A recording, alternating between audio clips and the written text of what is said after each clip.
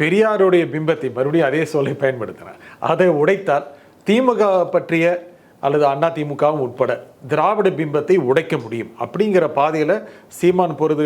மீண்டும் மீண்டும் அதே தான். அதாவது பெரியார் பிம்பம் இல்லைங்கிறது மட்டும் இல்லை, இந்த திராவிட பிம்பம் இல்லைங்கிறதும் உண்மை. என்னன்னா, திராவிடம் என்ற ஒரு கருத்தியல் தமிழ்நாட்டில் வடவர் ஆதிக்கத்தை எதிர்க்கணும், மார்வாரி குஜராத்தி சுரண்டலை எதிர்க்கணும், இந்தி திணிப்பை வடமொழி திணிப்பை எதிர்க்கணும், ஆணாதிக்கத்தை எதிர்க்கணும்.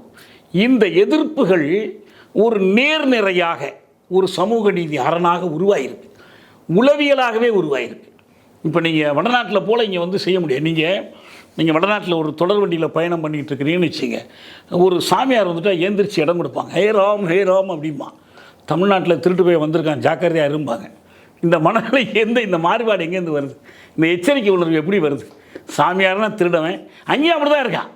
அங்கேயும் எத்தனை சாமியார்கள் வந்து பாலியல் வழக்குகள் எல்லாம் உள்ளே போயிட்டான். இருந்தாலும் இன்னும் அந்த மயக்கம் அவங்களுக்கு இருக்குது. ஆனால் தமிழ்நாட்டிலையும் மனநிலை மாறிட்டு வருது இல்லை? தமிழ்நாட்டிலேயாவது மாறக்கூடாது. மாறுவதற்கு இது போன்ற செயல்கள் உதவும். மாறக்கூடாது தான் நம்மளாம் இருக்கிறோம். மாறாமல் தடுக்கிறது தான் நம்ம இருக்கிறோம். மாறக்கூடாது.